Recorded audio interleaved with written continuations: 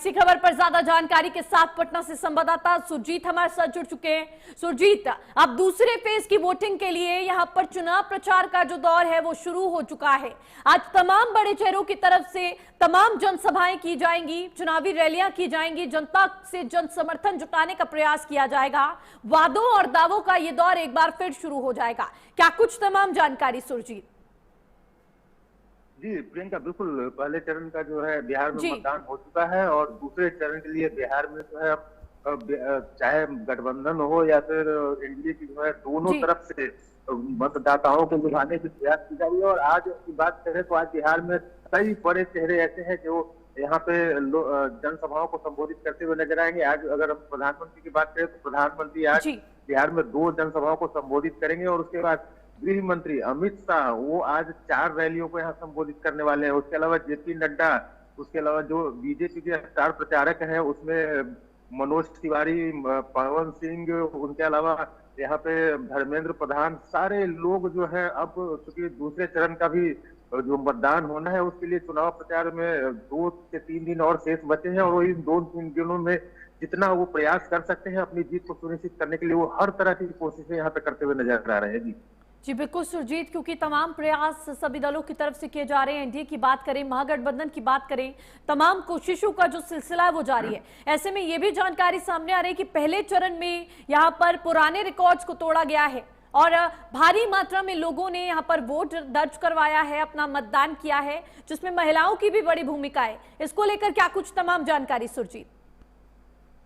जी प्रियंका, बिल्कुल अगर हम कल के मतदान प्रतिशत की बात करें तो कल पूरे बिहार में जो है 64.5% यहाँ पे मतदान हुआ है और उसको ये अगर कहा जाए तो एक रिकॉर्ड है। आज तक बिहार में इतनी वोटिंग नहीं हुई है। अगर हम पिछले विधानसभा के चुनाव की तुलना करें इस विधानसभा चुनाव की तो पिछले विधानसभा से 8.3% जो है मतदाता यहाँ पे ज्यादा वोट करते हुए दिख रहे हैं। लेकिन अगर इसमें अगर मेन अहम कारण की बात करें तो सबसे बड़ा कारण यहाँ पे रहा है कि चुनाव आयोग तो लगातार प्रयास कर ही रहा था कि मतदान का प्रतिशत कैसे बढ़ाया जाए। दूसरा, यहाँ पे जो है कहीं न कहीं से एनडीए की जो हर महिलाओं के खाते में 10,000 रुपए देने वाली स्कीम यहाँ पे काम करती हुई नजर आई, क्योंकि महिलाओं में एक अजब का उत्साह देखने को मिल रहा था। जिन महिलाओं को 1,75,00,000 महिलाओं को खाते में 10-10 हजार रुपए गए हैं, उनको कहीं न कहीं से उम्मीद है कि अगर हमारी ये एनडीए की सरकार की वापसी होती है तो हमें बिजनेस करने के लिए 2 लाख रुपए का अलग से जो सहायता मिलेगी। वो कहीं न कहीं से वो उत्साह देखने को मिला और एनडीए की जो स्कीम थी यहाँ पे भरपूर तरीके से काम करती हुई नजर आई और शायद यही नतीजा है कि मतदान के प्रतिशत में इतनी वृद्धि यहाँ पे होते हुए नजर आ रही है। जी क्योंकि लिटमस टेस्ट की तरह पहले चरण का ये मतदान था। ऐसे में रुझानों की अगर बात की जाए तो किसके पक्ष में ये पहला चरण नजर आ रहा है? क्योंकि भारी विरोध भी कई जगहों पर देखने को मिला। यहाँ पर जो डिप्टी सीएम थे उनके लिए विरोध देखने को मिला। तमाम जगहों पर ईवीएम में धांधली की जो जानकारी थी वो सामने आ रही थी सुरजीत। तो रुझानों की अगर बात करें तो ये पहला चरण किसके पक्ष में जाता नजर आ रहा है? जी प्रियंका, बिल्कुल अगर हम कल जिस तरीके से मतदान हुआ है और मतदान के बाद चुनाव आयोग ने प्रेस कॉन्फ्रेंस की और अगर छिटपुट घटनाओं को छोड़ दे तो पूरे बिहार में जो कल 121 सीटों पे जो मतदान हुए हैं वो शांतिपूर्ण ढंग से हर जगह मतदान हुई है। और अगर वहाँ बिहार में लखीसराय की बात करें जहाँ पे उप मुख्यमंत्री विजय कुमार सिन्हा के ऊपर हमला हुआ, काफिले के ऊपर उनपे जो चप्पल फेंके गए, वहां पे विजय कुमार सिन्हा जो लगातार कहते आ रहे थे कि विरोधियों की साजिश है और वहां पे वो चुनाव हारते हुए नजर आ रहे हैं और इस बात की पड़ताल चल रही है पुलिस के द्वारा। और कहीं न कहीं से ये मामला सामने भी आया है कि वहां पे जो जिस जगह पे विजय सिन्हा के ऊपर हमला हुआ था वो जो है आरजेडी का गढ़ माना जाता है और वहां पे उनके ऊपर हमला हुआ। तो निश्चित तौर पे ये हमला जो है वो तो विरोध को नहीं दर्शाता है, क्योंकि अगर विरोध होता है विजय कुमार सिन्हा का तो कई जगह वो चुनाव प्रचार करते हुए नजर आ रहे थे, उनके ऊपर कहीं इस तरीके का विरोध नहीं हुआ। लेकिन अगर पर्टिकुलर किसी गांव में जाते हैं और वो गांव विरोधियों का खेमा होता है तो वहां पे अगर इस तरीके की घटनाएं होती है तो ये स्वाभाविक है। अगर वहां पे वो इनके ऊपर हुआ है कि ये स्वाभाविक घटना है और इसमें अगर देखा जाए कल ओवरऑल वोटिंग को देखा जाए और ये माना जाए तो कहीं न कहीं से एनडीए फिलहाल पहले चरण में बढ़त बनाती हुई दिख रही है और जो विरोधी हैं उनके चेहरे पे हताशा अब चिंता की लकीरें जी जो है बिल्कुल सामने सुरजीत, नजर आती क्योंकि हुई दिखाई चुनाव पड़ रही प्रचार का दूसरे चरण के लिए भी जो सिलसिला है वो शुरू हो चुका है। दमखम दिखाने का प्रयास हर पार्टी की तरफ से किया जा रहा है। 14 नवंबर को जब नतीजे आ जाएंगे तो स्थिति और ये तस्वीर स्पष्ट हो जाएगी कि ये चुनाव किसके पक्ष में रहा। आप बने रहे हमारे साथ, तमाम खबरों में आपके साथ आगे चर्चा करेंगे और खबरों में बढ़ेंगे आगे। बिहार चुनाव के पहले चरण का मतदान संपन्न। बिहार में पहले चरण में 64.46% हुई वोटिंग। 121 विधानसभा सीटों पर मतदान संपन्न। पहले चरण में 64% से ज्यादा मतदान हुआ। 16 मंत्रियों समेत 1314 की किस्मत ईवीएम में हुई कैद। बिहार ने पहले चरण के मतदान में नया रिकॉर्ड बना लिया है और बिहार विधानसभा चुनाव के पहले चरण का मतदान अब संपन्न हो गया है।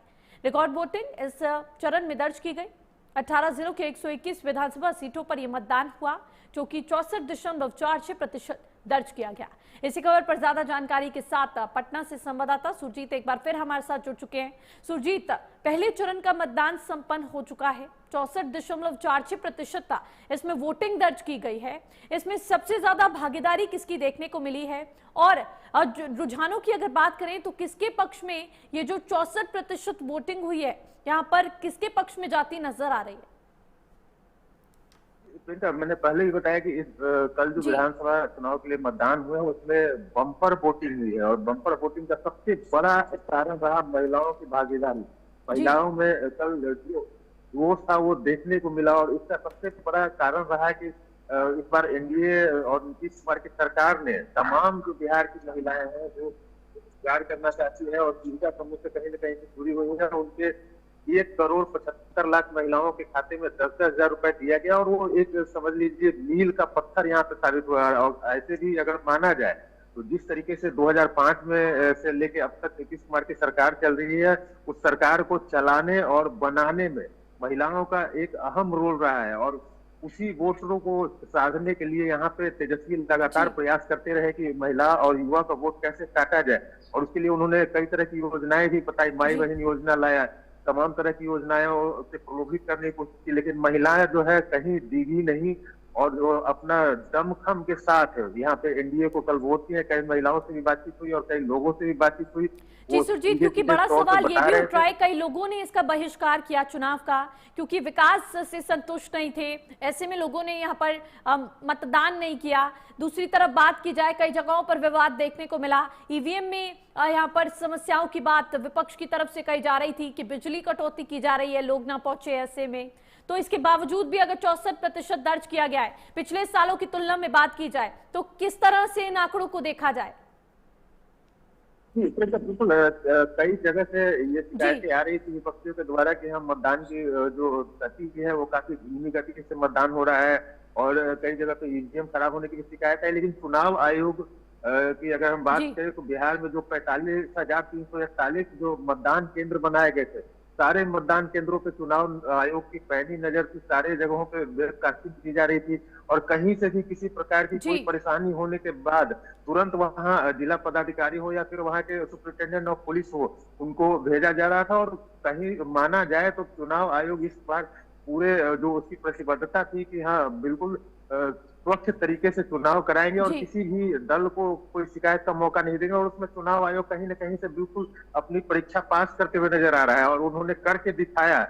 जो 64.46% जो वोटिंग हुई है इसी का नतीजा है। और रही बात 1-2 सीटों पे कुछ शिकायत आने की, तो वो अगर कहीं 1-2 बूथ की शिकायत आती है तो उसको नजरअंदाज भी किया जाता है और उसको दूर भी किया जाता है। और रही बात विपक्षियों की, तो इस तरह के आरोप प्रत्यारोप लगाना विपक्षी दलों का काम होता है और वो शुरू से लगाते आ रहे हैं। अगर ओवरऑल माना जाए तमाम जानकारी के लिए आपका बहुत बहुत शुक्रिया। खबरों में बढ़ेंगे आगे। पीएम मोदी का 2 दिन का वाराणसी दौरा, कल वंदे भारत एक्सप्रेस को दिखाया